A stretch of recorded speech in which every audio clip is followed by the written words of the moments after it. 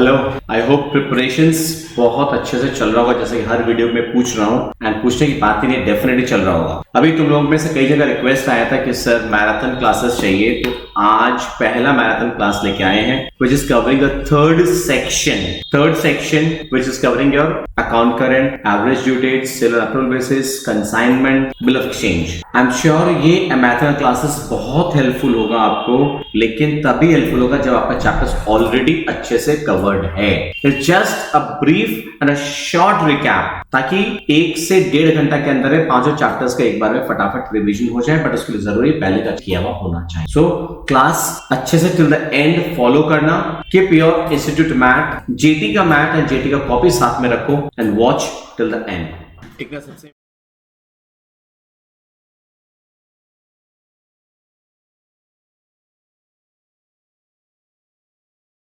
है, सबसे important question अपने जो मैथ क्लास की बात करते हैं ना, अपने रहता है कि किस सेक्शन से वेटेज कितना है। एक तो ये इंपॉर्टेंट चीज है। तो अपना स्टार्टिंग में जो फर्स्ट सेक्शन है, अगर अपने इंस्टीट्यूट का स्टडी मेटली वाइज जाए फॉर द फर्स्ट सेक्शन, इसमें पूरा थ्योरेटिकल फ्रेमवर्क है, capital revenue expenditure, accounting concepts, accounting standards, अपना अकाउंटिंग पॉलिसीज, वो जो पूरा जो अपना थ्योरेटिकल फ्रेमवर्क वाला पार्ट, उससे 5 to 10% आउट ऑफ 100, 5 मार्क्स से 10 मार्क्स से बीच में उसमें से वैरी करता है। Theory question, true false, whatever you call it. उसके बाद मेन अपना अकाउंटिंग प्रोसेस वाला, journal, ledger, trial balance, cash book, BRS, ये जो पूरा पोर्शन है उसमें से 25 to 30% मार्क्स उसमें से रहता है। इसके अंदर अपना इन्वेंटरीज भी है, डेप्रिसिएशन भी है। Journal, ledger, trial balance, cash book, BRS, inventories and depreciation 15 to 20% weightage अपना वहां से है। Now coming to the third section, जिसके ऊपर आज का अपने मेन क्लास रखे हैं, सेक्शन 3, जिसमें के अंदर अपना 5 topics, account current, average due date, sale on approval basis, consignment, right, and bill of exchange. ये account current, average due date, sale on approval, consignment, bill of exchange, इससे it's 15 to 20% weightage. सबसे ज्यादा weightage अपना section 4 से है, which is final accounts, partnership, NTO. सबसे ज्यादा weightage अपना उस पोर्शन से होता है। एंड लास्टली कम्स योर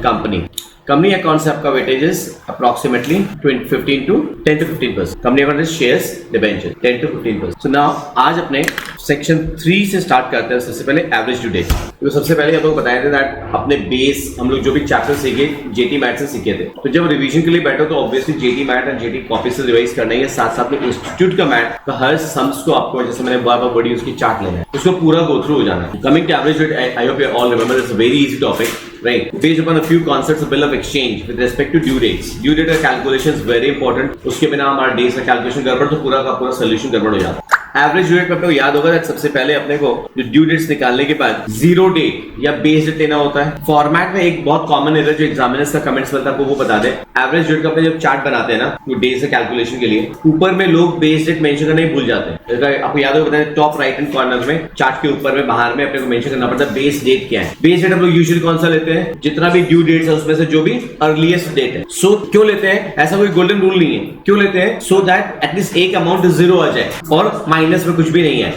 तो स्ट्रेट अवे कैलकुलेशन एग्जाम में जब से हमारा मिस कैलकुलेशन होने का डर नहीं रहता है। जो भी लोएस्ट डेट है उसको हम लोग जीरो डेट ले लेते हैं। वैसे कोई सा भी ले सकते हैं। जिसे आपको याद है बताए थे, एग्जाम में अगर बोल दे टेक 14 अगस्त एज अ बेस डेट, तो यू आर हेल्पलेस, आपको वही डेट लेना पड़ेगा। फिर कोई कैलकुलेशन माइनस में आ सकता है, कोई प्लस में आ सकता है। Is that question clear? इसमें ये याद होगा दैट एक तो होता है सिंगल पार्टी का सम्स, एक ही पार्टी के साथ ट्रांजैक्शन हो रहा है। एवरेज डेट का हम लोग का फॉर्मूला क्या होता है, कैसे निकालते हैं, base date plus total of the product, sum of product divided by sum of amount. मैं फिर रिपीट कर रहा हूं, यहाँ पे सबसे इंपॉर्टेंट है ड्यू डेट्स वाला कैलकुलेशन, राइट? ड्यू डेट अगर गलत हो गया तो हमारा पूरा का पूरा एक्सरसाइज पूरा सम से गलत हो जाता है। अच्छा, अगर एक वन साइड ट्रांजैक्शन था तब तो base date plus sum of product by sum of amount. But अगर टू वे ट्रांजैक्शंस है, मतलब मैं आपको गुड्स सेल भी कर रहा हूं, मैं आपसे गुड्स परचेज भी कर रहा हूं, इन दैट केस याद है दो चार्ट बनाना पड़ता है। दोनों चार्ट में अपने को जीरो डेट या बेस डेट सेम लेना होता है। उसके बाद base date plus difference of product divided by difference of amount, उतना डेज ऐड करना होता है। अगर डबल वे ट्रांजैक्शंस है, इस चैप्टर के अंदर में कितना वैरायटी का सम्स है। एक तो वन वे ट्रांजैक्शन है, एक है टू वे ट्रांजैक्शन। एक होता है इंटरेस्ट ऑन ड्राइंग्स वाला, on different due dates, drawings की है पार्टनर ने, उसका इंटरेस्ट निकालना है on the average due date system. इसमें भी अगर दो पार्टनर कर रहे हैं, इसमें एक दूसरे का कोई लिंक नहीं है, it's not a two way transaction. आपने जो ड्राइंग्स किया उसका इंटरेस्ट आपका अलग है, मैंने जो ड्राइंग्स उसका मेरा इंटरेस्ट अलग है, आपका मेरा कोई लिंक नहीं है, हाँ है ना? तो उसमें तुम्हारा वाला जब चार्ट बनाएंगे तो उसका बेस डेट अलग हो सकता है, मेरे वाले का चार्ट का बेस डेट अलग हो सकता है। उसमें लेन फंडा सेम ही है, बेस डेट प्लस प्रोडक्ट का टोटल बाई अमाउंट का टोटल। लेकिन इंटरेस्ट वाले में बता सकते हो इंटरेस्ट ऑन ड्राइंग्स कैसे निकालते हैं? ड्राइंग्स वाले में इंटरेस्ट कैसे निकालेंगे? From the average due date. Average due date आपका जो आंसर आया उससे लेकर के ईयर एंडिंग डेट तक कितना डेज या कितना मंथ्स है, उतने महीनों का या उतने दिन का इंटरेस्ट लगेगा ना। एवरेज ड्यू डेट से लेकर के जो ईयर एंडिंग डेट है उस दिन तक कितना महीना है या कितना दिन है, इंटरेस्ट उतना दिन का लगेगा, राइट। अगर नॉर्मल सम्स, अगर सपोज करो आपने मुझे बहुत सारे बिल दिए हैं, या तो मोस्ट कॉमन सम्स वही वाला होता है, हम उसका एक एवरेज ड्यू डेट निकाल लेते हैं। उसमें अगर ऐसा होता है कि मान लो एवरेज ड्यू डेट आपका है 5 जून, अब वो बोलता है पार्टी पेमेंट करना चाहता है 1 अगस्त को, तो इंटरेस्ट कितना लगेगा? तो इंटरेस्ट कब से निकालते हैं? आपका जो एवरेज डेट है 5 जून से लेकर के 1 अगस्त तक कितना डेज है, उतना दिन का इंटरेस्ट कैलकुलेट करते हैं ना। एंड अगर 5 जून एवरेज डेट आ रहा है एंड पार्टी पेमेंट करना चाहता है 1 मई को, पहले करना चाहता है, तो उसको रिबेट मिलता है, उसको डिस्काउंट मिलता है, वो कम पेमेंट करेगा, याद है, तो उतना टोटल अमाउंट में से माइनस हो जाता है। इस तरह का समझ भी आता है। एक और वैरायटी का समझ कौन सा है? लास्ट, लोन का रीपेमेंट इन इंस्टॉलमेंट्स। अगर आपने किसी लोन लेके रखा है एंड अगर आप उसका पेमेंट इंस्टॉलमेंट्स में करते हैं तो उससे भी एवरेज ड्यू डेट कि जब सारा इंस्टॉलमेंट का पेमेंट एक साथ ही कर दिया जाए। लग रहा है रिवीजन नहीं हुआ अभी तक, हुआ है सबका? इंस्टॉलमेंट्स वाले का सबने किया है, it's very good then, because instalments वाले का भी बहुत इंपॉर्टेंट इसमें आता है कैलकुलेशन। एक छोटी सी बात पूछूंगा, अगर सपोज करो किसी बिल का ड्यू डेट, कॉपी में लिखो एक बार, सॉरी, किसी बिल का डेट, जस्ट रफली कैलकुलेशन अपने नोट करते हैं। सपोज किसी बिल का डेट 29 Jan 22 है, 29 Jan 22 and the bill is of 3 months duration, तो बिल का ड्यू डेट क्या आएगा? किसी बिल ऑफ एक्सचेंज का चैप्टर भी, एवरेज ड्यू डेट भी, अकाउंट भी, सब में काम आने वाले सब टॉपिक्स। तो बिल का ड्यू डेट क्या आएगा? अभी तक मैं हॉल में 3 आंसर्स गलत आ चुके हैं। आंसर ये, अगर ड्यू डेट्स गलत है तो आपका चौथा गलत आंसर 29 Jan और 3 महीने का बिल है। ये अर्ली मॉर्निंग क्लास में सबको most of you have come empty stomach. At least एक बंदा अब लास्ट में जाके छठवां आंसर आया राइट से। एमसीक्यू में तो 4 ऑप्शन होता है यार, आप तो 6 ऑप्शन दे दिया आप लोगों ने बैच ने मुझे। यार 29 Jan के बाद 3 महीना गिनना है, क्या सिखा दे? 29 Jan प्लस 3 नीचे कर दी, 29 अप्रैल आया। 29 अप्रैल के बाद 3 दिन ऐड करना है, 30 अप्रैल, 1 मई, 2 मई। सर अप्रैल में 31 डेज नहीं होता है, ये वाला फंडा याद है कि नहीं? तो मैराथन का पहला क्वेश्चन ही पूछा हूं एंड पहला में all toppers have given me 6 answers. If this is the condition, so 3 chapter cover होते हैं इससे। Bill of exchange, average due date, account current, 3 chapters affected होते हैं। आपने बोला सर मेरा रिवीजन बहुत अच्छे से हुआ है। एंड पहला क्वेश्चन पूछा क्या चीज का? Due date. सर क्या होता है पता है, अपने छोटी छोटी बातों पे ध्यान नहीं देते। अभी तो और कई क्वेश्चन स्टॉक में पूछूंगा अभी। सो डेट इज 2 May 22। अच्छा, अगर ये क्वेश्चन गलत, अगर ये गलत है पूरा समझ कि वॉट लग गई कि नहीं, एंड अगर ये गलत है हमारे 3 चैप्टर्स का वॉट लगता है सर। नेक्स्ट क्वेश्चन और पूछते हैं एक बार, जस्ट ताकि आपका रिवीजन आप जो करना और अच्छे से कर सकें। सपोज 29 Jan का ही बिल है और 1 महीना का बिल है, उसका ड्यू डेट कब आएगा? 29 Jan का बिल है, 1 महीने का है, उसका ड्यू डेट कब आएगा? हम लोग ऐसे दिन से पहले सोच रहे क्या करें। अचानक से एक इंटेलिजेंट उभर के आया, उसने बोला 4 मार्च, तो दूसरे ने अपना आंसर बदल के बोला हाँ सर 4 मार्च। एग्जाम हॉल में यही होगा, इन्विजिलेटर नहीं रहेगा, एक दिन ऊपर के इंटेलिजेंट आएगा, पूरा हॉल और गुरु यार वो बंदा पढ़ने वाला है, मारो उसे हिसाब दे आंसर। 3 मार्च सर 29 Jan के बाद 1 महीना 29 Feb को कंप्लीट होता है, बट फेब में 29 डेज नहीं था, 22 में बिंग नॉन लीप ईयर, तो 28 को कंप्लीट हो जाएगा ना यार। 28 को खत्म हो गया 1 महीना, उसके बाद 3 दिन ऐड करना, 1 2 3। 29 नहीं है तो ऐसा थोड़ी मार्च का 1 दिन ले लेंगे, नहीं। एंड ये सब कराया हुआ क्लासेस में। It will 3 March 22, it won't be 4 March। 29 Jan का बिल है, अगर आप उसका लास्ट डे जिस महीने में पड़ रहा है उस महीने में अगर वो दिन नहीं है तो उस महीने का लास्ट डे खत्म, उसका जस्ट 3 दिन ऐड करना आपको कल। याद है डेज में क्या होता है, तो डेज में कैलकुलेशन करना होता है। याद होगा अगर पब्लिक हॉलिडे बिल का ड्यू डेट तो 1 दिन पहले वाला, बट 1 दिन पहले वाला वर्ड यूज करना गलत है। प्रीसीडिंग बिजनेस डे, मतलब अगर 15 अगस्त को बिल का ड्यू डेट आ रहा है तो क्या हो जाएगा 14 अगस्त। अगर क्वेश्चन में 14 अगस्त संडे है, 13 अगस्त, और 13 अगस्त अगर सडन हॉलिडे है तो 16 अगस्त चला जाएगा, क्योंकि 13 अगस्त सडन हॉलिडे, सडन हॉलिडे में नेक्स्ट बिजनेस डे होता है। अब 13 तारीख को अगर ड्यू डेट आ रही, क्योंकि 15 को था, 15 के बाद 14 संडे आ गया तो 13 हो जाना चाहिए, और 13 को मान लीजिए हमारे यहाँ पे इमरजेंसी हॉलिडे आ गया तो 14 संडे नहीं हो सकता, 15 अगस्त नहीं हो सकता है। अब क्या आ जाएगा 16। याद रखना प्रीसीडिंग बिजनेस डे, उसमें है next business day, right. Days में अगर होता है तो कैलकुलेशन डेज में करना होता है। कोई बिल का दिन 90 दिन का बिल है, सपोज चलो एक छोटा सा एक्सरसाइज कर लेते हैं। अपने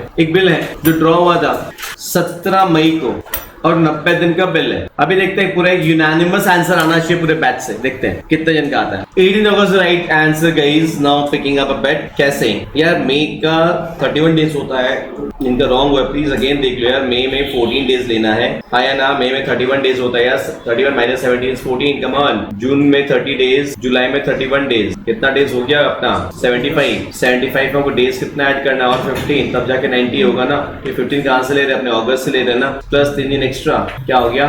18 8। क्या समझ में? गलत हो गया था वापस। तो 4 क्वेश्चन पूछा मैंने, सोचिए अब मेरा कितना राइट हो रहा है। इस चैप्टर के अंदर में जितना जेटी मैट ने कराया सारा का सारा मोस्ट इंपॉर्टेंट वैरायटी क्वेश्चन था ही। फिर अगर जैसे याद दिला दे एक बार में क्या था। एक तो जहाँ पे सिर्फ एक पार्टी इन्वॉल्व है वो वाला सम्स होता है, अभी ऑलरेडी बात किए थे अपने। अगर 2 पार्टी इन्वॉल्व है तो किस तरह का सम्स होता है वो भी किया अपना लोगों को याद होगा। जब 2 पार्टी परचेज, म्यूचुअल डीलिंग्स वाला जब एक दूसरे को परचेज सेल कर एक दूसरे को बीआरबीपी दिया, 2 तरह का था। रेड और ग्रीन वाला एक सम्स था मेरे मैट में, जिसमें एक दूसरे को परचेज सेल था, और एक और नाम मुझे याद नहीं आ रहा जिसमें बीआरबीपी था, जिसमें बहुत ज्यादा डेज आया था ड्यू डेट में। नंबर 5 या 6 सम था मेरे मैट में, 5 नंबर था राइट। फिर amount is repaid in instalments वाला, एक इंटरेस्ट ऑन ड्राइंग्स वाला वैरायटी। ये सारा वैरायटीज का सम्स मैट में कवर्ड है, उनको एक बार देख लो। किसी ने अगर आया रिवीजन मतलब पूछना है किसी को क्लास में क्वेश्चंस, मैट का इलस्ट्रेशन सारा को गो थ्रू हो जाना है, मैंने बोल ही दिया आपको। अपने इंस्टीट्यूट वाले मैट का इलस्ट्रेशन नंबर 6 7, ये 2 इलस्ट्रेशंस आप अभी गो थ्रू हो जाओ। 6 7 क्लास में टाइम ले लो आप, एक बार गो थ्रू हो जाओ। एंड नंबर 9 एंड 10 भी, 6 7 9 10 and 12 with respect to drawings वाला, ठीक है। Big quick in the next 5 minutes only right. अगर कोई में भी फॉर्मूला यूज करके अपना base date plus sum of product by sum of amount करके सपोज 20.2 आ रहा है तो 21 डेज लेना है, not 20 days. 20 point something, point क्या कुछ भी आते ही नेक्स्ट डे लेना है, वो कैलकुलेशन ध्यान में रखना, वो यहाँ पे गलत है राइट। कोई भी सम्स में हो जब पॉइंट आ गया उसके बाद we have to take the next day. So I hope ये 15 मिनट अपना इस चैप्टर का हो गया रिवीजन पूरा। इंस्टॉलमेंट्स वाला देख लिया, लोन वाला, ड्राइंग्स वाला भी। So will end up with this chapter, will move on to account current now. Account current में आपको याद है कि 2 पार्टीज के आपस में ट्रांजैक्शंस होता है तो उसमें इंटरेस्ट जो इन्वॉल्व होता है वो कैलकुलेशन करने के लिए है। आपने बेसिकली 3, या तो इंटरेस्ट के हिसाब से इंटरेस्ट मेथड, प्रोडक्ट मेथड, या फिर बैलेंस और प्रोडक्ट मेथड, 3 मेथड से किया जाता है। कि आपस का पार्टीज का ट्रांजैक्शन भी काम आता है, बैंक वाले केस में भी काम आता है। बैंक वाले कैसे इंटरेस्ट कैलकुलेट कर, बैंक वाले अपने पार्टी को जो बैलेंस डिपॉजिट होता है या जो विड्रॉल करते हैं उसके बैंक वाले इंटरेस्ट कैसे कैलकुलेट करते हैं उसमें भी काम आता है। वो जो सेक्शन है वो नॉर्मली बहुत वीक रहता है स्टूडेंट्स के, लोग उसको बहुत कम देख के जाते हैं। वापस बता देना कौन सा, बैंक वाला, बहुत रेयरली लोग उसको देख के जाते हैं। Now, इसमें भी डेज से कैलकुलेशन वेरी इंपॉर्टेंट। डेज में आपको याद होगा ओपनिंग बैलेंस अगर है उसमें ओपनिंग बैलेंस वाले दिन को भी काउंट करते हैं। बाकी सभी केस में जो ड्यू डेट आ रहा है उसको छोड़ के बाकी डेज काउंट किया जाता है। तो ड्यू डेट से लेकर के up to the account settlement date days count किया जाता है। इसमें रेटिंग वाला कॉन्सेप्ट याद है, रेटिंग कब होता है जब आपका ड्यू डेट जो है तो अकाउंट सेटलमेंट डेट के बाद चला जा रहा है तो उतना डेज माइनस में आ जा रहा है, तो माइनस में नहीं लिख करके उसको अपोजिट साइड में लिखा जाता है। अपोजिट साइड में लिखते हैं उसको याद है, उसीलिए उसको रेडिंग प्रोडक्ट या रेडिंग इंटरेस्ट कहा जाता है। उसको रेड इंक से लिखना पड़ता है प्रैक्टिकल लाइफ में, यहाँ पे हम लोग उल्टा साइड में लिख देते हैं माइनस में नहीं लिख करके। क्लियर? अगेन एक ये थ्योरी का क्वेश्चन भी ध्यान में रखना चाहिए दैट अकाउंट करंट कहाँ प्रिपेयर किया जाता है, किस किस सिचुएशन में प्रिपेयर किया जाता है। तो 2 पार्टीज का आपस में रेगुलरली ट्रांजैक्शन चल रहा है, परचेज सेल का एंड पेमेंट्स इंस्टॉलमेंट करने का। कंसाइनर कंसाइनी में भी ये काम आता है राइट। बैंकर एंड कस्टमर्स वाले में भी काम आता है। हमने 1 का भी सम्स किया है, 3 का भी किया है राइट। और एक को जॉइंट वेंचर के बिजनेस में जस्ट थ्योरेटिकली है, प्रैक्टिकली अपने 1 और 3 का सम्स आता है राइट। थ्योरेटिकली ये इंपॉर्टेंट क्वेश्चन है ये। नेक्स्ट इसका इंस्टीट्यूट के मैथ का अपना फर्स्ट सम, आप इसको एक बार गो थ्रू हो जाओ। इंस्टीट्यूट के मैथ का फर्स्ट सम, जेटी मैथ का तो मैंने बोला ऑलरेडी, मैंने मैथ के अंदर में खाली इंपॉर्टेंट सम्स दे के रखा है, बहुत लिमिटेड सम्स दिया हुआ है, वो एक भी छोड़ना मत जो हम लोग क्लासेस में किए थे, वो सारा गो थ्रू हो जाना। आई एम श्योर गो थ्रू कर लिया होगा आप लोग अभी तक। ये गो थ्रू हो जाओ इंस्टीट्यूट का मैथ का फर्स्ट सम। फर्स्ट क्वेश्चन में साफ मेंशन कर दिया account is to be prepared up to 1st of February, 1st February तक अपने का अकाउंट को प्रिपेयर करना है राइट। सो इसका सोल्यूशन अच्छा याद है, इसमें जो बना के दे रहा है उसका नाम बाद में होता है। बनाने बोला था prepare account current for Nath brothers in respect to following transaction with Shyam right. For Nath brothers, तो नाथ ब्रदर्स बना रहा है तो नाम क्या रहेगा, Shyam in account current with Nath brothers. And याद होगा बनाते हैं तो ध्यान में क्या रखना है कि नाथ ब्रदर्स के बुक्स में श्याम का लेजर है कि ट्रांजैक्शन डेबिट में आएगा या क्रेडिट में आएगा, वो याद रखने के लिए है वो समझने के लिए क्या समझना है कि इन the books of Nath brothers class 11-12 में जब लेजर बनाते थे, इन द बुक्स ऑफ नाथ शाम का लेजर अकाउंट है, वो सोच के करोगे तब समझ में आएगा टू सेल्स होगा या बाय परचेज होगा। नाथ के एंगल से सोचना है, नाथ बना रहा है शाम का लेजर अकाउंट, राइट, एंड अपने ऊपर में ये लिखना पड़ता है किस पीरियड के लिए बना रहे हैं एंड इंटरेस्ट का रेट कितना है। डेबिट क्रेडिट लिखना मस्ट है, मैट में लिखा हुआ नहीं है बट अपने को याद होगा फॉर्मेट हम लोग जब बना रहे थे हमने लिखा था डेबिट और क्रेडिट, राइट। सो सबसे पहले गुड्स सोल्ड टू श्याम, तो नाथ ने सेल किए इसीलिए 16th February of September, to sales, amount column में 200 है, ड्यू डेट साफ क्वेश्चन में मेंशन कर दिया था 1 October, राइट। अभी 1 October 19 से लेकर के 1 February 2020 तक कितना डेज होता है एक बार पहले खुद कैलकुलेट करो। साली सोल्यूशन का 123 डेज बताओ, खुद एक बार सोचो कैसे होगा। 1 October तो अक्टूबर छोड़ देना ना, फर्स्ट छोड़ देना ना, अक्टूबर का 30, नवंबर 31, सॉरी 30, हाँ नवंबर 30, दिसंबर 31, जैन 31 एंड फरवरी का एक दिन, राइट 123। क्या बताए थे, जो डेट है ये जो ड्यू डेट है इसको छोड़ के बट अकाउंट सेटलमेंट डेट को काउंट करना है, 1 फरवरी को काउंट करना है। इंटरेस्ट कैसे आ रहा है 200 के ऊपर कितना परसेंट, 6% इंटू 123 बाई 365, राइट। अब मत बोलना कि 2020 तो सर लीप ईयर है, 2020 भले ही लीप ईयर बट तो 1 फरवरी तक ही ले रहे हो ना, राइट। वैसे भी क्वेश्चन में बोल दिया 1 ईयर इक्वल टू 365 डेज, नहीं बोलता तो भी अपने लोग 365 भी लेते हैं, लीप ईयर होने से 366 लेते हैं पर वो तो 1 फेब तक ही लेना है, तो लीप आएंगे, ले आओ याद रहेगा ये सब चीज। कैश रिसीव फ्रॉम श्याम तो बाई कैश एंड अकॉर्डिंगली अब हो जाएगा, आगे एक्सप्लेन नहीं करो इस सम को फिर मैं। अच्छा ये याद होगा था, सब कुछ करने के बाद पहले अपने क्या निकालते हैं, बैलेंस ऑफ इंटरेस्ट, ये इंटरेस्ट मेथड से कर रहे हैं। Good morning, balance of interest निकालते हैं, हाँ या ना, एंड उसको उल्टा साइड में अमाउंट कॉलम में लिख देते हैं। इंटरेस्ट का जो साइड ज्यादा है, राइट, हमारा जैसे इंटरेस्ट कॉलम यहाँ इस सम में कौन सा साइड ज्यादा आ रहा है, डेबिट साइड ज्यादा है, तो डेबिट साइड ज्यादा है तो जो बैलेंस आया 497 बाई बैलेंस सीडी नहीं लिख करके बाई बैलेंस ऑफ इंटरेस्ट लिखा हमने और उसको उल्टा साइड में अमाउंट कॉलम में लिख दिया हमने। याद रहेगा ना, याद है प्रोसेस। पहले तो हर ट्रांसफर इंटरेस्ट लिखते गए, उसके बाद इंटरेस्ट कॉलम में डेबिट में आता 15.46 और इधर में सिर्फ इतना ही था तो अपना बैलेंस बचा 4.97, वो बाई बैलेंस ऑफ इंटरेस्ट लिखा आपने तक इंटरेस्ट कॉलम का टोटल सेम हो गया। उसके बाद अपने उसको कहाँ लिख दिया, डेबिट साइड अमाउंट कॉलम में, एंड फिर जो बचता है by balance carried down. And please remember इस तरह से खाली कर लेने से नहीं होगा, एक एक दो सम्स खुद प्रैक्टिस करना होगा, सम्स देख लेने से नहीं होगा। एवरी चैप्टर का एक एक दो सम्स पहले खुद हैंड्स ऑन एक्सपीरियंस लेके प्रैक्टिस जरूर करना, सिर्फ देखने वाला गलती मत करना कि हमने देख लिया, जेटी मैट का सोल्यूशन भी देख लिया हमने जो कॉपी में है, इंस्टीट्यूट मैट का भी देख लिया, अब तो हम कर सकते हैं। Never do that, practice at least दो तीन तीन सम्स ये छोटे चैप्टर्स का प्रैक्टिस जरूर से कर लेना। कुछ पूछना है इसमें किसी को भी इस सम्स में, उसे नोट याद होगा, इसको नोट कर लेना, भले याद रहना। While counting the number of days the date of due date is ignored and the date up to which account is prepared is included.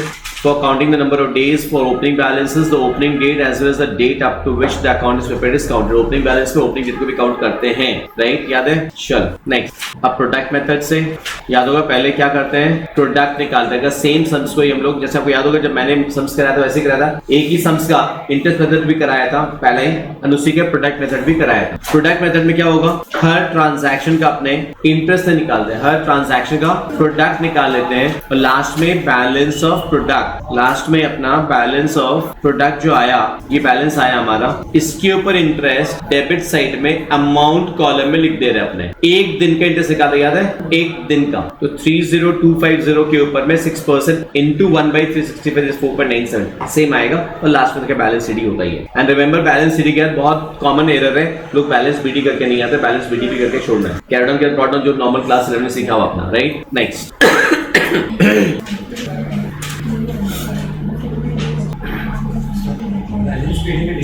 Next date मतलब सेम 1 फरवरी भी छोड़ सकते हैं, जैसे यहाँ पे 1 फरवरी रख सकते हैं, राइट। उसके बाद इलस्ट्रेशन 3 मस्ट गो थ्रू हो जाना, इलस्ट्रेशन 3 एंड 4 भी, 3 एंड 4 अभी दोनों गो थ्रू हो जाओ अभी, राइट नाउ 3 एंड 4 अभी गो थ्रू हो जाओ फटाफट, big quick. 3, 4 and 6 yes. Number 3 का जो इंस्टीट्यूट का मैथ का जो सोल्यूशन है वहाँ पे एक एरर है, ये 1 फरवरी 2020 है and 2020 being a leap year, that is 31 मार्च का अकाउंट सेंडर करंट कुछ और मेंशन नहीं है and 1 Feb since opening balance है तो ओपनिंग काउंट होगा, देयर बी 29 डेज प्लस मार्च का 31, that should be 60 days, right. जबकि यहाँ पे सोल्यूशन में आपके सामने गलत किया गया है, सोल्यूशन शोज 59 डेज। ये 60 days होगा, करेक्ट। तो make the corrections accordingly. This is what is required at this stage. फटाफट गो थ्रू हो जाओ नेक्स्ट। इसी सम्स में नंबर 3 में क्रेडिट साइड में बाई कैश जो 28 फरवरी वाला है, इसके डेज गलत है, ये तो 32 डेज होगा, हाँ है ना। अभी देखो विद ऑल ड्यू रेस्पेक्ट होता क्या है ना, कई बार क्या होता है ना, मैथ का जब एडिशंस चेंज होता है ना तो क्वेश्चन में ईयर चेंज कर देते हैं, बट ईयर चेंज होने से लीप ईयर वाला इफेक्ट सोल्यूशन में पड़ेगा, कई जगह वो करेक्शन होना मिस हो जाता है, तो बेसिकली उसकी गलती हुई है। ये 32 होगा, बिल्कुल बिल्कुल 32 करेक्ट। अमाउंट गलत होगा, अमाउंट ये 2500 जैसे वो फरवरी वाला था सर 60 दिन और 3 लाख। ऑब्वियसली जब डेज गलत है तो प्रोडक्ट तो गलत होगा ही ना अपने आप ही। डेज गलत है तो प्रोडक्ट तो गलत होना ही है ना, वो तो इसमें भी होगा, right sir? Yes sir. Sir ये लोग इंटरेस्ट निकाल। अब देखो, अब आप मैथ का ऑडिट कर रहे हो है कि नहीं? That's correct. क्योंकि कई जगह क्या होता क्या ना सर, मैं क्या बोल रहा हूँ, ये एडिटिंग वर्क है, क्लरिकल स्टाफ लोग करते हैं, ठीक है, उनको बोल दिया भैया डेट आगे बढ़ा, वो कर दिया, बट कई जगह वो भूल जाता है चेंज करना। बात समझ में आ रहा है? Yes sir. अगर एक जगह भी होता है कि दिया भी अगर पूरे समय उसका खाली ड्यू डेट और बाकी का नहीं, फिर भी ड्यू डेट फर्स्ट मंथ, हाँ ब्रैकेट नहीं बनाना अपने को असेसमेंट बनाना ड्यू डेट वाला, बिल्कुल। अगर एक ही है बिल का सम तो भी ड्यू डेट बनाना, सेम भी होता है बनाती है। हाँ बनाना ड्यू डेट नहीं तो कमेंट नहीं कर नहीं, इंस्टॉलमेंट मत करो, सो बना। आज है ना, एक काम करना, क्लास के बाद when you back to your home, हर चैप्टर से रिलेटेड, मे बी आपका अदर चैप्टर का शेड्यूल तो होगा, आई एम श्योर, बट हर चैप्टर का एटलीस्ट एक दो प्रैक्टिस जरूर कर लेना, but not with full format, just rough में पुट करके फटाफट सॉल्व करना, so that hands on experience हम कर पा रहे हैं, that will important, right? Rating वाला थ्योरी याद होगा, दैट नेगेटिव हो जाता है जब डेज अपोजिट साइड में, नेगेटिव कब होता है? जब आपका due date account settlement date के बाद में चला जा रहा है, तो फिर इंटरेस्ट या प्रोडक्ट अपोजिट, अमाउंट तो उसी साइड में रहेगा, इंटरेस्ट या प्रोडक्ट अपोजिट साइड में चलाएगा, डेज भी, राइट? तो रेटिंग से रिलेटेड एक सम नंबर 7, बी क्विक, फटाफट गो थ्रू हो जाओ नंबर 7, और एक उसके बाद बैंक वाला एक सम्स कर लेंगे, इलस्ट्रेशन 8, दैट्स इट, ठीक है ना? 7 8 फटाफट गो थ्रू हो जाओ। सर जी इलस्ट्रेशन 7 का थर्ड एंट्री आपको याद होगा, जेटी मैथ में भी थर्ड या फोर्थ सम में था सर, बिल ऑनर हो गया आज की डेट में, सीधी सी बात है, bill receivable actual by Y on this is honoured in this date. Sir पहली बात तो ये बना कौन रहा है? x टू y, x बना के y को दे रहे हैं, तो x के बुक्स में y का अकाउंट है, x के बुक्स में y का लेजर है। अभी सर जो भी लेजर बनता है जनरल के कॉन्सेप्ट पे बनता है, सर बिल y ने एक्सेप्ट किया था तो x के लिए BR था, बिल ऑनर होने की एंट्री क्या होता है सर? अभी थोड़ा देर में बिल का चैप्टर रिवीजन भी करने वाले हैं, सर मुझे एंट्री जर्नल एंट्री चाहिए सर, पहले जर्नल एंट्री बताएं। बिल ऑनर होने का बैंक टू BR खत्म, तो बैंक टू BR है तो अकाउंट करंट में आएगा ही क्यों? बिकॉज आप ये जो बना रहे हो इन the books of y, sir in the books of x, y का लेजर बन रहा है। अब आगे कुछ पूछना तो पूछिए सर। सर क्योंकि इसलिए मैंने आपको इंट्रोडक्शन में इसी चैप्टर स्टार्ट में क्या बताया, सर अकाउंट करंट बुक क्या हो रहा है, जो बना के दे रहे हैं उसके बुक्स में सामने वाले का लेजर है, और लेजर बनाने के लिए आपको जर्नल का कॉन्सेप्ट याद होना चाहिए, दैट्स इट, खत्म। सो बिल ऑन होने का एंट्री होता है, अगेन रिपीट कर रहा, bank account debit to BR, text account में in the books of y क्यों आएगा? इसलिए नहीं आएगा। So I think no more questions coming up for this chapter. Number 8 bank वाला भी clear है, perfect. So now we'll move down towards anything of your choice. Consignment, the most dreaded one. देखो अपने consignment के chapter की बात कर रहे हैं ना, तो and already बात आवाज जाने लगी है, सर पूरा एक रिकैप करा दीजिए। तो let us have a very quick recap। consignment के ट्रांजैक्शन में कंसाइनर कौन होता है? जो गुड्स भेज रहा है। द प्रिंसिपल कंसाइनी कौन है? जिसको अपने गुड्स भेज है बेचने के, जो कि हमारा एजेंट है। कंसाइनर तो गुड्स का ओनर होता है, याद होगा, कंसाइनर ही तो गुड्स का ओनर है। कंसाइनर के ही बुक्स में मेजर अपने को सारा एंट्रीज करना होता है। कंसाइनर कोई प्रॉफिट या लॉस ऑन कंसाइनमेंट से मतलब है। कंसाइनी को क्या जिससे मतलब है? खाली अपने कमीशन से मतलब है, हाँ या ना? एबनॉर्मल लॉस होता है, लॉस इन ट्रांजिट होता है, कंसाइनी के गुड्स पहुंचने के बाद में लॉस होता है, सब कुछ, वो सारा लॉस किसका होता है? कंसाइनर का होता है। ये याद होगा दैट कंसाइनी के पास जो साल के एंड में जो गुड्स पड़ा रहता है, वो गुड्स भी किसको बिलोंग करता है? कंसाइनर को ही बिलोंग करता है। याद होगा इस चैप्टर के अंदर में जर्नल एंट्रीज और लेजर अकाउंट से ज्यादा झमेला कैलकुलेशंस में लेकर के। कैलकुलेशन में क्या चीज का? One is valuation of inventory, stock का वैल्यूएशन, एबनॉर्मल लॉस का वैल्यूएशन, कमीशन में कई बार अलग तरह का लैंग्वेज यूज कर सकता है, राइट? लोडिंग वाले सम्स में, ये सब में कैलकुलेशन वाला झमेला आता है, बट उसमें जाने से पहले बेसिक जर्नल एंट्रीज में आपसे पूछना चाहूंगा, राइट? सबसे पहले आप बताओगे, अपने बात कर रहे हैं in the books of consignor की, राइट? आपको कंसाइनर के बुक्स की बात बतानी है, एंड एक काम करते हैं, मैं साथ साथ में कंसाइनी के बुक्स की बात कर रहा हूँ। कंसाइनर, कंसाइनी एक नए तरीके से करते हैं, शॉर्ट में फटाफट कल कुछ चैप्टर का रिवीजन हो जाएगा। First is goods sent on consignment. Consignee के बुक्स में जर्नल एंट्री क्या होता है? Come on be quick, respond. Consignment account debit to goods sent on consignment account. Consignee के बुक्स में नहीं होता है। कोई एंट्री पास नहीं होता। Very good. Second is consignor, जब कंसाइनर से एक्सपेंसेस लगा, expenses by consignor, consignment account debit to bank, right. इसके बुक्स में कोई मतलब नहीं, कंसाइनी को कोई मतलब ही नहीं है, राइट। कंसाइनी को मतलब ही नहीं, कंसाइनर का खर्चा, वो तो एजेंट है ना। लेकिन एक्सपेंसेस बाय कंसाइनी, कंसाइनी से जो खर्चा लग रहा है उसका एंट्री कंसाइनर के बुक्स में है। Consignment account debit to consignee account, आया ना। एंड इसके बुक्स में, कंसाइनी के बुक्स में consignor account debit to bank. कि कंसाइनी के बुक्स में कंसाइनमेंट अकाउंट तो बनता ही नहीं है, उसको तो मतलब ही नहीं है। कंसाइनमेंट अकाउंट कौन सा अकाउंट है? नॉमिनल अकाउंट है। कंसाइनमेंट अकाउंट क्यों बनाता है? टू फाइंड आउट प्रॉफिट और लॉस। और कंसाइनी के तो बुक्स में प्रॉफिट लॉस से मतलब ही नहीं है यार। उसके बुक्स में अकाउंट, इस एंट्री, इसका एंट्री हो consignor account debit to bank. Very good. Next, abnormal loss का एंट्री कंसाइनर के बुक्स में, कंसाइनर के बुक्स में एबनॉर्मल लॉस का एंट्री आते हैं। Abnormal loss account debit, loss by fire account debit, loss by theft account debit, loss by फलाना फलाना फलाना account debit to consignment. Correct. So चलो, मतलब कंसाइनमेंट अकाउंट क्या करते हैं? बाय एबनॉर्मल लॉस लिखते हैं या by goods loss by fire, by goods loss by theft लिखते हैं। Abnormal loss account debit to consignment account. और इसके बुक्स में नो एंट्री, कहीं भी लॉस हुआ कोई फर्क ही नहीं पड़ता उसके बुक्स में। Clear. Insurance claim on abnormal loss, insurance claim on abnormal loss अगर है, उसका दो सिचुएशन की बात करते हैं। वन, अगर इंश्योरेंस क्लेम का पैसा रिसीव्ड बाय कंसाइनर है, कंसाइनर को अगर मिला इंश्योरेंस क्लेम का पैसा, तो कंसाइनर के बुक्स में क्या एंट्री पास होगी? Bank account debit to abnormal loss account. And इसका एंट्री कंसाइनी के बुक्स में, कंसाइनी के बुक्स में मतलब ही नहीं है उसको। एबनॉर्मल लॉस तो उसके बुक्स में है ही नहीं, एबनॉर्मल लॉस उसके बुक्स में है ही नहीं, पैसा उसको मिला ही नहीं है। क्या मतलब है उसको पैसा मिलता तो सोच लो, उसको पैसा मिला नहीं। पैसा किसको मिला? इसे मैंने दो पार्ट किया, इंश्योरेंस क्लेम और एबनॉर्मल लॉस। पहला पार्ट मैं डिस्कस कर रहा हूं, अगर पैसा कंसाइनर को मिल रहा है, कंसाइनर को पंचायती नहीं है ना यार। लेकिन इसी का एक और पार्ट का डिस्कस करते हैं, अगर एबनॉर्मल लॉस का पैसा कंसाइनी को मिल जाता है तो कंसाइनर के बुक्स में क्या एंट्री पास होगी? Consignee account debit, bank account debit की जगह कंसाइनी अकाउंट डेबिट हो जाएगा टू एबनॉर्मल लॉस। और उसके बुक्स में very good, bank account debit to consignor. That's wonderful, right. उसके पैसा मिल रहा है, बैंक डेबिट होगा, किसके पे मिल रहा है? Consignor. Abnormal loss account, consignment account, हेलाना तो उसमें ही नहीं कुछ भी।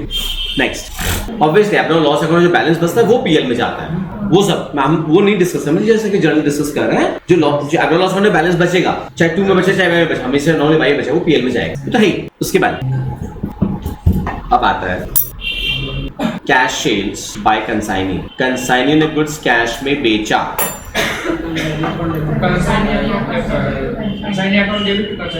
Consignee account debit to consignment account. और कंसाइनी के बुक्स में करेक्ट, कैश या बैंक डेबिट टू कंसाइनर। कोई शक नहीं। द मोमेंट क्रेडिट सेल्स आ जाता है, याद होगा डिपेंड करता है डेल क्रेडिट कमीशन है या नहीं है।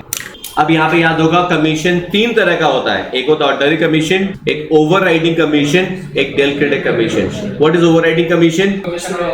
Overriding commission is a special commission given to the consignee to encourage him to make sales above a certain price। कि ज्यादा दाम पे बेचने का लालच दे रहे हैं उसको कि बेटा तो इतना से ज्यादा में बेचेगा तो इतना एक्स्ट्रा कमीशन देंगे। That is overriding commission। और डेल क्रेडिट कमीशन क्या होता है? Bad debts, not only bad debts, discount allowed, loss, credit sales related जो लॉस होता है, दो ये नॉर्मली बैड डेब्ट या डिस्काउंट अलाउड, राइट। मतलब कलेक्शन का झमेला, इन शॉर्ट कलेक्शन का हेडेक कंसाइनी पे ट्रांसफर कर देने के लिए। इसका मतलब क्या है? अगर डेल क्रेडिट कमीशन दे रहे हैं तो बैड डेब्ट, डिस्काउंट अलाउड, ये सारा लॉस किसका है? कंसाइनी का है, कंसाइनर का नहीं है। और अगर नहीं दे रहे हैं तो बैड डेब्ट, डिस्काउंट, सारा लॉस हमारा है, कंसाइनर का है। तो क्रेडिट सेल्स की जैसी बात आ जाती है सर, तब बात आता है कि डेल क्रेडिट कमीशन है या नहीं है। Right? Now when there is no del credit commission, ma'am आप लोगों ने बोला था कि सर एक बार रिकैप ऐसे चाहिए पहले, तो अगर डेल क्रेडिट कमीशन नहीं है तब क्रेडिट सेल्स का एंट्री कंसाइनर के बुक्स में क्या होगा, पहले तो ये बताओ। जब डेल क्रेडिट कमीशन नहीं दे रहे हैं, अब थोड़ा सा गाली अटक गया, नहीं दे रहे हैं तो ऑब्वियसली राइट सर डेटर्स हमारे बुक्स में खुलेगा, राइट? तो हमारे बुक्स में एंट्री होगी consignment debtors account debit to consignment account. Consignee के बुक्स में आप गाड़ी धीरे स्लो होने लग गए, करेक्ट मैम? तो कॉन्फिडेंस क्यों नहीं, जैसे रिवीजन नहीं किया, कॉन्फिडेंस नहीं आ रहा है। नो एंट्री इसके बुक्स में, उसको मतलब ही नहीं है, डेल क्रेडिट कमीशन नहीं मिला ना, वो क्रेडिट सेल्स के एंट्री बुक्स में पास ही नहीं करेगा। अब इसी सिचुएशन में मतलब क्रेडिट सेल्स का ही ट्रांजैक्शन बात हो रहा है, अगर डेल क्रेडिट कमीशन नहीं है तो क्रेडिट सेल्स एक्चुअली पास हो गया। इसके बाद में हम बात कर रहे हैं कलेक्शन, पैसा कलेक्ट हो रहा है, ऑब्वियसली कलेक्शन नॉर्मली कौन करेगा, कंसाइनी करेगा ना। Consignee account debit to consignment debtors. अब कंसाइनमेंट अकाउंट में नहीं, नॉर्मल एंट्री नहीं है कि कंसाइनमेंट अकाउंट में पूरा सेल्स को पहले क्रेडिट कर दिया sir. Excuse me. Sorry. So the entry is bank account debit to consignment debtors. And जिसका एंट्री कंसाइनी के बुक्स में I'm sorry मैंने यहाँ पे गलत लिख दिया ना, consignee account debit, sorry it's consignee account debit to consignment debtors. और कंसाइनी के बुक्स में bank account debit to consignor. कोई शक? तीसरा बैड डेब्ट्स अगर होता है तो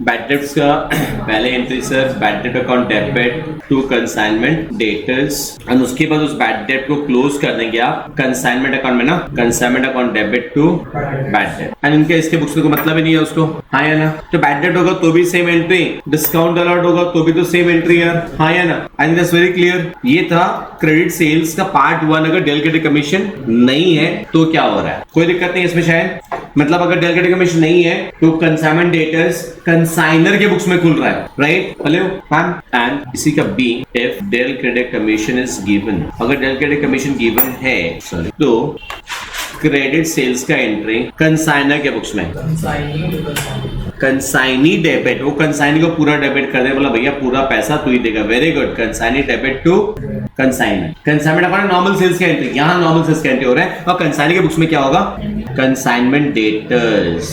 आई थिंक इस प्रोसेस से आपका दोनों का बुक्स का अकाउंटिंग एंट्रीज, लेजर अकाउंट वाला झमेला पूरा क्लियर हो जाएगा। उसके बाद खाली क्या बचेगा, कैलकुलेशन। इसके बाद पूरा चैप्टर क्लियर हो गया। तो कंसाइनमेंट डेटर्स टू कंसाइनमेंट, कोई दिक्कत नहीं, सही टू कंसाइनर, नारी नहीं नर, कंसाइनमेंट डेटर्स टू कंसाइनर। अब consignment debtors to consignor, right? Collection, yes, इसके बुक्स में नो एंट्री, और उसके बुक्स में bank account debit to consignment debtors. Next bad debts, मेरा पेज एक्सटेंड नहीं हो रहा है, मैं इसमें चला जाऊँ। इसी सिचुएशन में अगर बैड डेब्ट्स का हो रहा है तो क्या होगा? सो थर्ड अपने क्या था, बैड डेब्ट की बात कर रहे हैं ना, बैड डेब्ट्स का कंसाइनर के बुक्स में नो एंट्री, और उसके बुक्स में bad debts to what, to consignment debtors. Very good. Number 4, अच्छा ऐसे इसी में इसी के बुक्स में बैड डेट को क्लोज कहाँ करोगे, कमीशन रिसीव्ड अकाउंट के अगेंस्ट में क्लोज किया था, दैट्स वेरी गुड। तो commission received account debit to bad debts, that's wonderful, कोई दिक्कत नहीं। So in that case bad debts वगैरह कुछ भी कंसाइनर बुक्स में रिकॉर्ड हो ही नहीं रहे। अच्छा, इसके बाद हम लोग बात कर रहे थे 7 तक हुआ था अपना। Number 8, closing stock. Closing stock का एंट्री कंसाइनर के बुक्स में, yes, stock on consignment debit to consignment account, और कंसाइनमेंट स्टॉक का एंट्री कंसाइनी के बुक्स में होगा ही नहीं, कोई मतलब ही नहीं है उसको, तो कोई मतलब नहीं है। कमीशन ऑफ कंसाइनी, कंसाइनी को जो अपने को जो कमीशन देना है, चाहे वो डेल क्रेडिट कमीशन है, चाहे ऑर्डिनरी कमीशन है, चाहे ओवरराइडिंग कमीशन है, कंसाइनर के बुक्स में क्या एंट्री पास होगा, कंसाइनमेंट टू कंसाइनी, और उसके बुक्स में स्टॉक, कंसाइनी के बुक्स में consignor account debit to commission, bank कहाँ से? वो तो लास्ट में कंसाइनर अकाउंट का बैलेंस मिलेगा उसको। Consignor account debit to commission received account. Bank के थ्रू थोड़ी एंट्री होता है। जैसे इसने जब दिया तो इसके बुक्स में बैंक थोड़ी लिया अभी आपने, नहीं ना, तो बैंक क्यों आ रहा है? Consignment account debit to consignee और उसमें consignor account debit to commission received. Next, यहां तक एंट्री समझ में आ रहा है पूरा? कंसाइनी अकाउंट का बैलेंस कंसाइनर के बुक्स में, कंसाइनी का जो बैलेंस बचेगा, या तो बैलेंस ड्यू वाज रिसीव्ड लिखा रहता तो बाई बैंक कर देते हैं, और नहीं तो balance carried down. Same case उसके बुक्स में, कंसाइनर अकाउंट से पैसा मिल गया तो वो पेमेंट कर दिया तो टू बैंक, नहीं पेमेंट किया तो टू बैलेंस कैरिड डाउन रह जाएगा। कंसाइनी के बुक्स में कमीशन अकाउंट को कहां क्लोज करते हो? कंसाइनी के बुक्स में। कंसाइनी के बुक्स में कमीशन रिसीव्ड अकाउंट को क्लोज कैसे करते हैं? कमीशन रिसीव्ड अकाउंट को PS, profit and loss, nominal account है सर। एक बेसिक फंडा भूलिएगा मैं, साल के एंड में जितना नॉमिनल अकाउंट होता है सारा का सारा पीएल अकाउंट में चला जाता है, सोचने का बात ही नहीं है सर। तो commission received account debit to PL. Consignor के बुक्स में तो वही होता है, कंसाइनमेंट अकाउंट का बैलेंस कहां जाता है? पीएल में जाता है ना, यहाँ उसके बुक्स में commission received account balance PL में जाएगा। कोई दिक्कत? यहाँ तक I try to just give entire जितना भी एंट्रीज होता है उसका एक पूरा जर्नल एंट्रीज, तभी जाके आप लेजर कर पाओगे। इस चैप्टर में मेजरली आपको पता होगा दैट सबसे बड़ा ट्रबल आता है वैल्यूएशन में। नाउ एक बात ये भूल गए लेकिन यार, नॉर्मल लॉस की एंट्री का डिस्कशन नहीं किए। नॉर्मल लॉस की एंट्री क्या होता है? नॉर्मल लॉस की एंट्री पास नहीं होता है। Normal loss are not recorded in the books of accounts, लेकिन नॉर्मल लॉस वर्किंग नोट में कैलकुलेशन के लिए काम में लिया जाता है कि calculate the value of the closing stock and abnormal loss वगैरह, वो सब उसी में मेजर से ध्यान में रखना है। अब याद है जब क्लोजिंग स्टॉक का जब वैल्यूएशन करते हैं, एबनॉर्मल लॉस का जब वैल्यूएशन करते हैं, तो कंसाइनर का तो सारा एक्सपेंस ऐड करते हैं, कंसाइनी का कौन सा एक्सपेंस उसको इंक्लूड नहीं करते, रेकरिंग इंक्लूड नहीं करते, नॉन रेकरिंग को लेते हैं। How do I distinguish that whether expense recurring और नॉन रेकरिंग? उसका बेसिक क्राइटेरिया क्या था? फैक्ट्री के अंदर, उसे गोडाउन के अंदर, कंसाइनी के गोडाउन या शोरूम के अंदर गुड्स घुस गया, उसके बाद का जो भी खर्चा है वो सारा रेकरिंग है, वो वैल्यूएशन में नहीं आएगा। रिकॉर्ड करेंगे अपने अकाउंट्स में बट वैल्यूएशन में नहीं आएगा। कौन सा? गोडाउन के अंदर घुसने के बाद वाला खर्चा, राइट? लेकिन गोडाउन के अंदर घुसने से पहले वाला जितना भी खर्चा होता है उसको अपने इंक्लूड करते हैं। They are non recurring in nature, याद रहेगा। अब इसमें कंसाइनी का एक्सपेंसेस जो नॉन रिकरिंग वाला जो अपने ऐड करना है, लेकिन उसमें भी क्राइटेरिया होता है। एबनॉर्मल लॉस का कैलकुलेशन किस स्टेज में? एबनॉर्मल लॉस अगर रास्ते में हुआ है, इन ट्रांजिट अगर हुआ है, तो याद होगा गुड्स का वैल्यू लेते हैं प्लस कंसाइनी का एक्सपेंस लेते हैं, उसके बाद एबनॉर्मल लॉस निकाल लेते हैं। क्योंकि कंसाइनी का खर्चा तो लगा ही नहीं अभी तक, रास्ते में तो डैमेज हो गया। एंड अगर गुड्स कंसाइनी के यहाँ पहुंचने के बाद डैमेज हुआ है तो कंसाइनी खर्चा ऐड करने के बाद एबनॉर्मल लॉस माइनस करते हैं। Obvious non recurring, obvious consignee का रिकरिंग तो ऐड कभी होगा ही नहीं, वो तो पहले बात कर ही ली। याद आया? वैसा सम्स एबनॉर्मल लॉस के वैल्यूएशन में आपको याद होगा एक वैरायटी का सम्स होता है, abnormal loss and closing stock दोनों का ही एक वैरायटी का सम्स होता है जिसमें क्वांटिटी वाइज इंफॉर्मेशन दिया हुआ है, और एक होता है जिसमें क्वांटिटेटिव इंफॉर्मेशन नहीं होता है, खाली वैल्यू वाइज इंफॉर्मेशन है। उसमें क्लोजिंग स्टॉक का वैल्यूएशन का तरीका थोड़ा सा चेंज हो जाता है, आपका कॉन्सेप्ट थोड़ा सा बदल जाएगा। आपको सम नंबर्स बता दें जेटी मैट वाला, इजी रहेगा रिकैप करने के लिए। एक एक वैरायटी पे डिस्कस करते हैं अपने। जेटी मैट दो ना मेरे को। जेटी मैट कैसे? सम नंबर 4 आप जब देखोगे उसमें एबनॉर्मल लॉस है, लेकिन उसमें एबनॉर्मल लॉस रास्ते में हुआ था, कंसाइनी खर्चा ऐड होने के पहले एकदम स्टार्टिंग में मिल जाएगा शायद। नंबर 4, अभी आप एक काम करोगे, आप 4 का सोल्यूशन देखोगे, आपको टाइम दूंगा। 4 में एबनॉर्मल लॉस था, रास्ते में था। 13 में भी एबनॉर्मल लॉस था, लेकिन 13 वाले में लॉस उसे गोडाउन में पहुंचने के बाद हुआ था। तो दोनों सम्स का एक बार फटा, बहुत इजी था दोनों सम्स के वर्किंग्स, एक बार चेक कर लो। 4 and 13 जेटी मैट वाला। Other expenses, sundry expenses, miscellaneous expenses, general expenses के नाम से जब दिया है, खाली एक्सपेंसेस ऑलवेज रेकरिंग, उनको स्टॉक के वैल्यूएशन में इंक्लूड नहीं करना है। क्लियर? तो स्टॉक वैल्यूएशन का 4 and 13 देखा आपने। अब आप एक काम करना, जेटी मैट से स्टॉक वैल्यूएशन का बहुत अच्छा एक सम्स है। आपको याद है मैंने कहा था कुछ सम ऐसा होता है जहां पे अपने को क्वांटिटेटिव इंफॉर्मेशन नहीं है, खाली वैल्यू वाइज है। नंबर 15 खाली वैल्यू वाइज। अब इन सम्स को ना पिक्युलैरिटी को मार्क करना चाहिए आपको कि हाँ ये पिक्युलैरिटी तो एग्जाम के दिन रिवीजन में काम आएगा। नंबर 15 वाला सम्स जरूर से देखो आप। अभी हम सारा से ऐसा बात करें जो without IP, without invoice price की बात करें एक बार, विदाउट इनवॉइस प्राइस, राइट? अब देखो अपने नंबर 15 में प्रपोर्शनेट एक्सपेंस हमें क्यों करना पड़ा एंड क्या क्यों करना पड़ा। कि बाकी सम्स में जो क्वांटिटी वाइज इंफॉर्मेशन होता है अपने क्या करते हैं, क्वांटिटी कॉलम बनाते हैं, अमाउंट के कॉलम बनाते हैं, हाँ या ना। तो जितना कुछ डैमेज हुआ है उसके पहले जब उनको जहां जिस स्टेज में आके एब्नॉर्मल लॉस को माइनस करना है वहां तक का value divide by total quantity into quantity damage, unity method करते हैं। यहाँ यूनिटी मेथड कैसे करें, क्वांटिटी नहीं है मेरे पास में तो क्या करेंगे, टोटल गुड्स लिए, टोटल खर्चा लिए, अब डिवाइडेड बाय वो क्या करते हैं, लॉस निकालना है तो divide by total value of the goods into value of goods destroyed करना ही पड़ेगा। टोटल एक्सपेंसेस जो लगा है, जो भी लेना है हमको एक्सपेंसेस, वो expenses divided by goods and consignment का value into cost of the goods damage, तब जाके या तो प्रोपोर्शनल अमाउंट निकल जाएगा। वही किया ना, वो करना पड़ेगा अपने को, right. Losses, normal loss, subnormal loss को लेकर के ये 3-4 सम्स कर लिए। अब before moving to IP the final section, उसमें जाने से पहले कमीशन को लेके भी कई तरह का झमेला रहता है। कमीशन को लेकर के आप एक काम करोगे, सम नंबर 7 या 9 में से एक रिवीजन करोगे। ओवरराइडिंग कमीशन को लेके बहुत अच्छा सम्स था 7 या 9।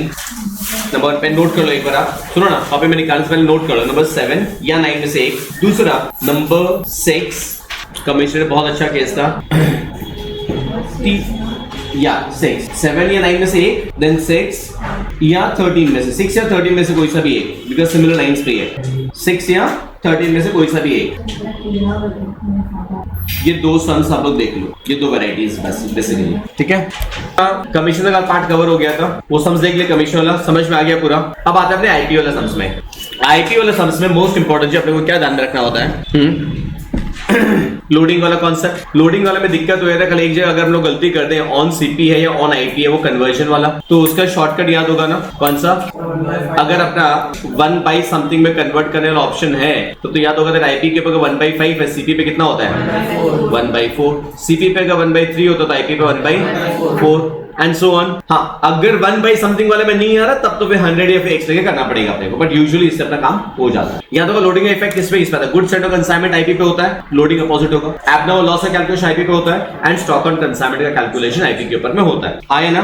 उनका लोडिंग, अच्छा क्लोजिंग स्टॉक के लोडिंग को क्या बोलते हैं अपने, स्टॉक रिजर्व, अपोजिट साइड में आएगा वो, क्लियर। उससे रिलेटेड जेटी मैट का सबसे पहले सम नंबर 8 रिवाइज करोगे। एक मैट दे दो मेरे को, एक तो सम 100 बता दे रहा हूं आपको मैं। सम नंबर 8 सबसे पहले, अब उसके बाद में जो भी सम्स आता है सब एक से एक एकदम लेवल का सम्स था, ठीक है। 8 के बाद बहुत अच्छा एक सम्स जिसमें कमीशन का भी इफेक्ट आएगा, that is 21 and number 11 closing stock का कैलकुलेशन एंड कमीशन स्टेटस। तो 8 11, 8 के बाद 11 करना बेटर रहेगा, 8 के बाद 11 फिर 21। उसके बाद straight away you look at the solution of number 19 from the JT mat. इसमें मैं इंस्टीट्यूट के मैट में नहीं जा रहा हूँ, इस चैप्टर में पहले जेटी मैट सेशन सबने बहुत अच्छे से वर्किंग के साथ किया हुआ था, उसमें फोकस कर रहा हूँ। Number 9, then number 12, 10, clear. इनका workings is really actually very good, workings and postings I think you are be having in your copy everyone please. जेटी मैट का सम नंबर 19 के बारे में आया, थोड़ा सा बात की नंबर 19 एक्सप्लेन करना है। 19 में देखो ना एक चीज आप कि Praveen consigned goods to Naveen and incurred 6.25% the cost of goods consigned as freight and insurance। जितना गुड्स आपने भेजा उसका कॉस्ट का 6.25% as freight and insurance लगा है। ट्रांजिट पे 20% कंसाइनमेंट लॉस्ट हो गया। Value of the lost consignment, value बोल रहा है not cost, was 34,000, insurance company ने 30,000 का क्लेम किया, एक्सेप्ट किया। 3/4 कंसाइनमेंट रिसीव जो हुआ था, 3/4 of the consignment receive was sold for 1,30,000 रुपया। अनसोल्ड गुड्स के वैल्यू दिया हुआ है। 80% of total action Naveen was non recurring, Naveen का commission 5% gross sale proceeds. First thing IP का सम्स नहीं है, लेकिन कैलकुलेशन वाइज बहुत अच्छा सम्स था। इस सम की ब्यूटी ये थी कि जो हर समय दिया हुआ रहता है वो इस समय दिया हुआ नहीं था। हर समय जो सराफत से दिया हुआ रहता है, गुड्स एंड कंसाइनमेंट का वैल्यू दिया हुआ रहता है वो नहीं है। कंसाइनर का खर्चा वो इसमें नहीं दिया है, कंसाइनर का खर्चा वो नहीं दिया, और जो हर समय नहीं दिया हुआ रहता है वो दिया हुआ। क्लोजिंग स्टॉक दिया हुआ है, एब्नॉर्मल लॉस दिया जो हमेशा निकालना पड़ता है। जब मैंने वही था ना, इसको डिस्कस करने के लायक बात तो सर ये थी कि यहाँ जो मेंशन किया आपने को कि वैल्यू ऑफ गुड्स लॉस्ट जो है ना वो कितना था 34,000, ठीक है। वैल्यू गुड्स लॉस्ट 34,000 था, एंड बोला है कि डैमेज कितना हुआ हमारा 20%, और 6.25% of the cost of goods था हमारा फ्रेट एंड इंश्योरेंस। तो अपने यहां से अपने को गुड्स सेंटर एंड कंसाइनमेंट का वैल्यू निकालना था एंड एक्सपेंस ऑफ कंसाइनर निकालना था।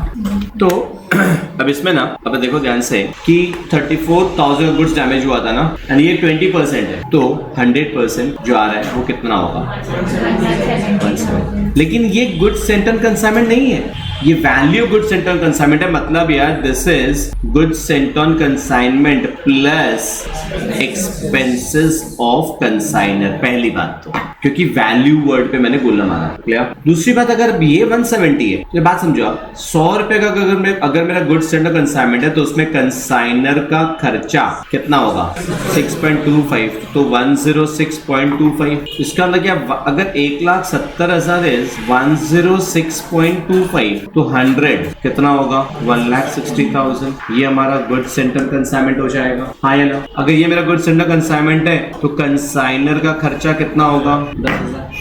ये तरीका है, इसको और भी कई तरीके से निकाल सकते हो, और भी दूसरा तरीका, बट ये समझ में आ गया। नेक्स्ट एक बहुत इंपॉर्टेंट चीज समय थी कि ये हो गया ना क्लियर। इसीलिए सर मैं क्या बोला था, कॉपी लाना बहुत जरूरी है, इसलिए मैंने ग्रुप में लिख भी दिया था, कॉपी लेके आओ, जेटी मैट लेके आओ एंड इंस्टीट्यूट का मैट, ये तीनों चीज। मैथ अपने क्लास में ना फायदा तभी होगा रिवीजन में। अनसोल्ड गुड्स का वैल्यू क्वेश्चन में दे दिया है, कितना दिया है बताओ तो 34,500। या अनसोल्ड गुड्स में ना तीन चीजें होती है, गुड्स का कॉस्ट प्राइस होता है, कंसाइनर का खर्चा का रिकरिंग पार्ट होता है, और कंसाइनी का नॉन रिकरिंग खर्चा का प्रोपोर्शनेट पार्ट होता है, हाँ या ना। ये तीन होता है ना। अब अपने को इसमें कंसाइनी का खर्चा क्वेश्चन में मालूम नहीं था, तो सबसे पहले अनसोल्ड गुड्स में ना कॉस्ट कितना है, cost of goods, unsold goods के वैल्यू में कॉस्ट कितना है हम निकाल सकते हैं। शायद कैसे निकाल सकते हैं, हमने जो गुड्स भेजा था उसका कॉस्ट प्राइस कितना था 160 निकल गया था अपना, 160 में से कितना डैमेज हो गया था 20% रास्ता में डैमेज हो गया था, मतलब उसके पहुंचा कितना था 80%। उसमें से वो सेल कितना कर दिया था 3/4 सेल कर दिया था, तो बचा कितना था 1/4। तो बोलना ये चाहते हैं इस 34,500 के अंदर में जो बचा हुआ गुड्स है उसका कॉस्ट प्राइस कितना इंक्लूडेड होगा 160 इंटू 80% इंटू 1/4, तो 32,000। समझ में आ रहा है। तो ये इसका मतलब बाकी का 2,500 रुपया खर्चा है, कौन कौन सा, कंसाइनर का एंड कंसाइनी। इसमें से कंसाइनर का खर्चा ही पता है मेरे को आराम से, इसमें से कंसाइनर का खर्चा भी सेम इसी पैटर्न पे तो होगा।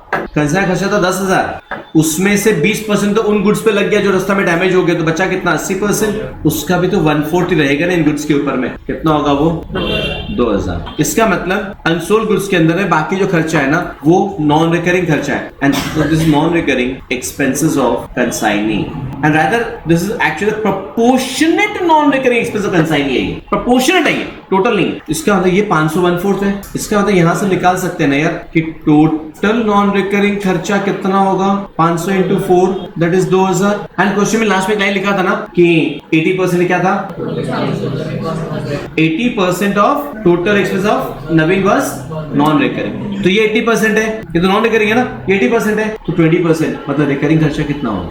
देयरफॉर रिकरिंग एक्सपेंस नवीन कितना हो जाएगा, अगर ये 80% है तो 20% कितना होगा 500। ये बताइए समझ में आ रहा है कि नहीं। समझ उसके तो बहुत सिंपल था और कुछ था ही नहीं, बस यही निकालना था अपने को। तीन चीज बेसिकली, गुड्स सेंटर कंसाइनमेंट का वैल्यू 160, कंसाइनर का खर्चा 10, कंसाइनी का खर्चा 2,500, 2,000 नॉन रिकरिंग 500। आईपी का समझ नहीं था, बट इस समय ये रिवर्स कैलकुलेशन बहुत इंपॉर्टेंट है। स्टिल और कुछ पूछना है, इस समय आप पूछ सकते हो। सो देखो कंसाइनमेंट में हम लोग इंस्टीट्यूट का मैथ का नहीं देखे, इंस्टीट्यूट का मैथ आप लोग अपने आप गो थ्रू हो जाना, कोई डाउट्स हो नेक्स्ट क्लास आप पूछ सकते, ठीक है ना। I am not touching on that now, but I will make an entire coverage of the topic. Now next, we'll move on to sale on approval basis. Sale on approval basis वाले topic में दो चीजें actually होती है। एक है कि अगर आपका ऑर्गेनाइजेशन कभी कभार अप्रूवल बेसिस पे गुड्स सेंड करता है तो अकॉर्डिंग ट्रीटमेंट दूसरा है, अगर आपका organisation regularly goods approval basis पे भेजता है तो अकॉर्डिंग ट्रीटमेंट दूसरा है।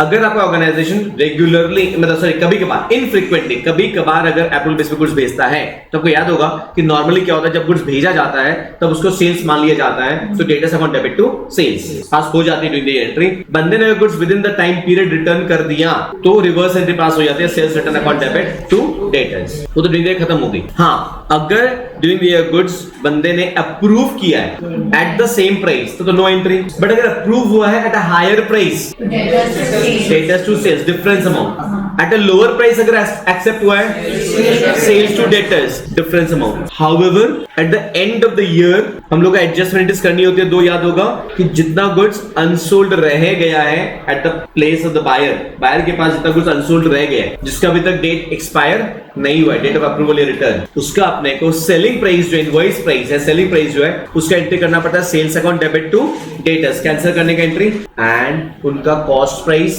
Stock with customers account debit debit to trading account. Balance sheet में डेटर से लेस हो जाता है और क्लोजिंग स्टॉक में ऐड हो जाता है, यही होता है। इसी में बताओ अगर आप नेक्स्ट ईयर वो बंदा गुड्स रिटर्न करता है तो कोई एंट्री पास नहीं होगा, बिकॉज एंट्री पहले पास हो चुकी है। एंड नेक्स्ट ईयर बंदा अगर एक्सेप्ट कर लेता है तो वापस एंट्री पास करती सेल्स की, debtors account debit to sales. यहां तक कॉन्सेप्ट याद है पूरा? अच्छा, इसमें भी सीपीआईपी का कन्वर्जन ऑफ फंडा ध्यान में रखना होगा। इलस्ट्रेशन 3 को लेकर एक डाउट आया है, आर्यंश बोल रहे हैं। तो इलस्ट्रेशन 3 में सर गुड्स भेजा जा रहा है at profit of 33 1/3% on sales. तो सेलिंग प्राइस पे अगर 1/3 है, वैसे जस्ट अपने याद करने के लिए कॉस्ट पे कितना होता है। हाँ, एनीवेज गुड्स कितने का भेजे थे? 1,50,000 का, और एक्सपायरी पीरियड के बाद में लोगों ने एक्सेप्ट किया goods equal to 75% the cost of goods and the rest considered to be rejected. You're awaiting approval था at the end of the year. Eight the end of the year पहली बात तो सर आपका 1.5 लाख का goods customer के पास पड़ा है, तो अपने क्या करेंगे? Sales account debit to debtors 1.5 lakh करेंगे। सर इस 1.5 लाख का प्रॉफिट 1/3 50,000 ही दोगा सर। सेलिंग प्राइस के प्रॉफिट 33 1/3% 1/3, तो 50,000 माइनस कर दिए, कॉस्ट प्राइस कितना 1 लाख। या 15/3 के लिए चार्टर्ड अकाउंट कैलकुलेटर यूज करना हम अलग से मतलब 133.33 कर देगा। क्यों करेंगे? क्योंकि सेलिंग प्राइस पे 1/3 है ना, तो डायरेक्ट 1/3 करना है आपको, right sir. So stock with customer account debit to trading अपना हो जाएगा 1 लाख। एंड उसके बाद क्या होगा? नेक्स्ट ईयर बंदा उसमें से एक्सेप्ट कर लिया था कितना? 75% गुड्स, हाँ है ना। तो 75% जब वो एक्सेप्ट कर लिया तो 1,50,000 का 75% आया ना, 1,12,500 का एक्सेप्ट हो गया, तो उसका तो सेल्स का एंट्री पास होगा। एंड जो रिजेक्ट हो गया उससे कोई एंट्री पास होगा नहीं। रिजेक्ट वाला कभी अमाउंट निकालना पड़ेगा? नहीं, क्यों निकालना? बिल्कुल नहीं निकालना, कोई दिक्कत नहीं। इसका जेटी मैट का सम्स किया हुआ है, इंस्टीट्यूट का मैट का सम्स गो थ्रू, बहुत सिंपल सा, टाइम वेस्ट नहीं कर तो भी चलेगा। हाउएवर इसमें एक पार्ट है अपना इसका, when goods are sent infrequently on frequently on sale return basis. Frequently जब गुड्स, मतलब आपका कंपनी इस मॉडल पे बिजनेस चलता है कि बहुत बार गुड्स भेजता है ऑन अप्रूवल बेसिस, उसमें से रिटर्न आता है, एक्सेप्ट हो जाता है, ये रेगुलरली चलता है। इन दैट केस वैसा जर्नल्स करने से नहीं चलेगा। इन दैट केस आपकी company will have to maintain a day book separately, उसके लिए day books separately ledgers maintain किए जाते हैं। ओके हाँ, तो अभी ये जो है ना, इसमें क्या होता है, अलग से डे बुक्स, अलग से उसका लेजर अकाउंट्स बनता है अप्रूवल बेसिस का। ये एक थोड़ा डिटेल कॉन्सेप्ट है।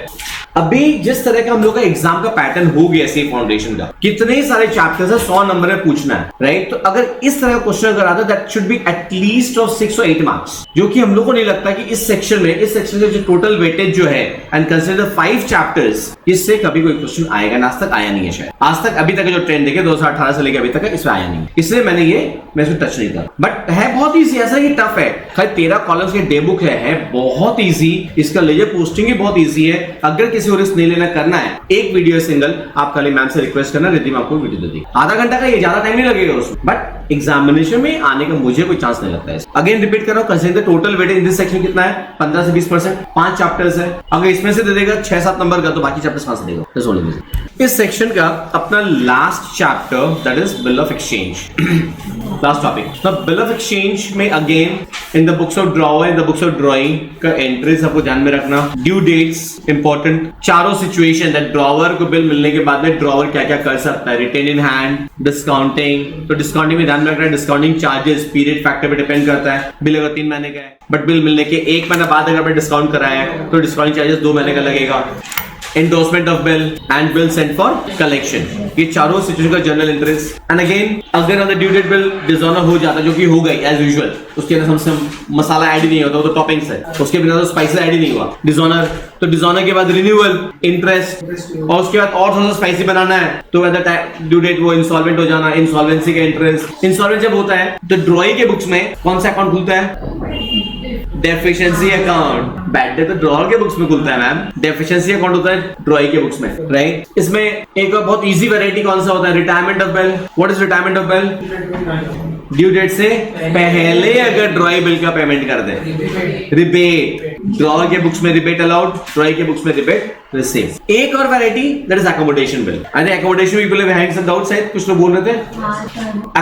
अकोमोडेशन बिल होता है क्या? सबसे पहली बात तो एक पार्टी दूसरे पार्टी को फाइनेंशियली अकोमोडेट करने के, फाइनेंशियली हेल्प करने के जब बिल एक्सेप्ट करता है। सर इसको छोड़ के पहले बाकी सारा बिल्स कौन सा होता है? ट्रेड बिल्स होता है। ट्रेड बिल्स होता है they are arising out of genuine business relation between one party and other party. Genuine, आप मेरे डेटर हैं, आप मेरे क्रेडिटर हैं, हम लोग एक दूसरे या तो कोई बिल ड्रॉ कर रहा है, बिल एक्सेप्ट कर रहा है, पैसा मिलना बाकी था, आपको मेरे से पैसा मिलना बाकी था, तभी आपने मेरे पे बिल ड्रॉ किया, मैंने एक्सेप्ट किया, मेरे लिए बिल स्टेबल, आपने दिया, वो था ट्रेड बिल्स। अकोमोडेशन बिल क्या होता है? यार सपोज आपको पैसे की जरूरत है, आप मेरे पास में आए। अब अकोमोडेशन वन वे भी हो सकता है, म्यूचुअल भी हो सकता है, ढंग से समझना।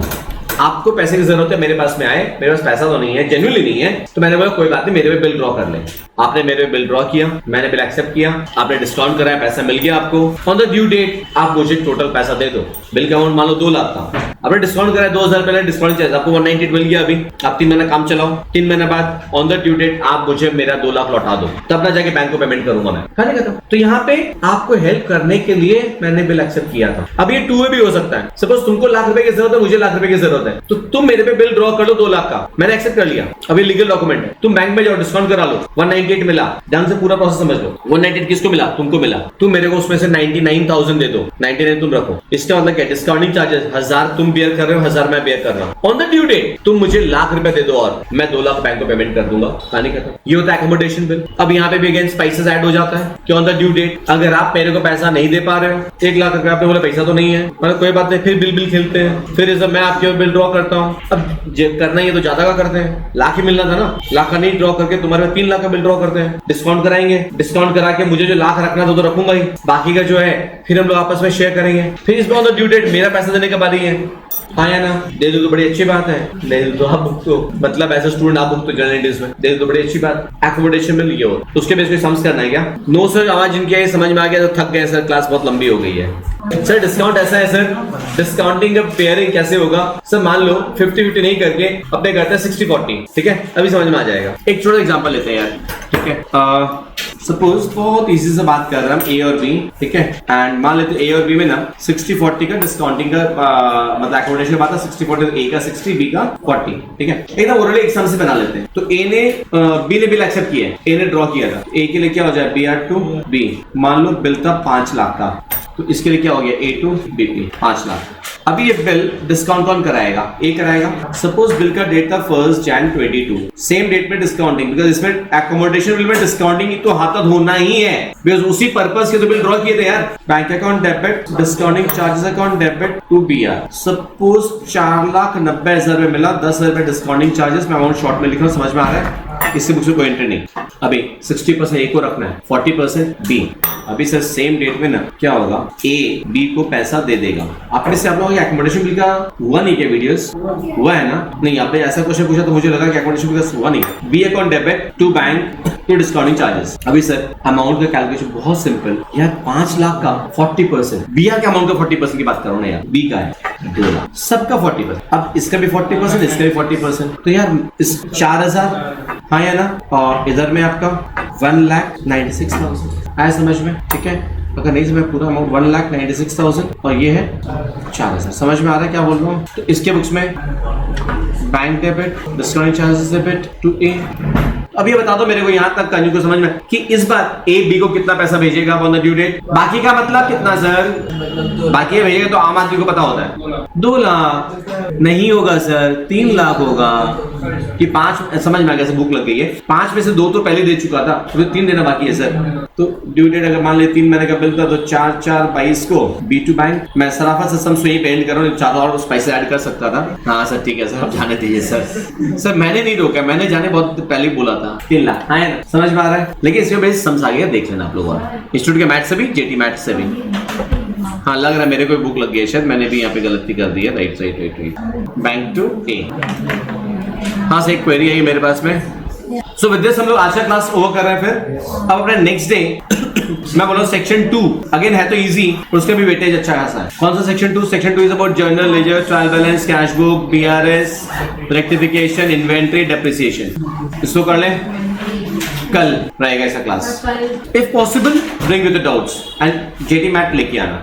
So I hope guys video was helpful. I've tried a little bit. However, I want your comments in the comment section कि यार और क्या चाहिए आपको. Simply, what do you need out of me, right? Next day हम लोग section 2 pickup करेंगे next class में as a marathon, entire section in one single class. So stay tuned to the channel for more updates and please share with your friends and ask them to subscribe to the channel as well. Do subscribe, right? If you have not yet subscribed, do subscribe to the channel and press the bell icon and press. Thank you.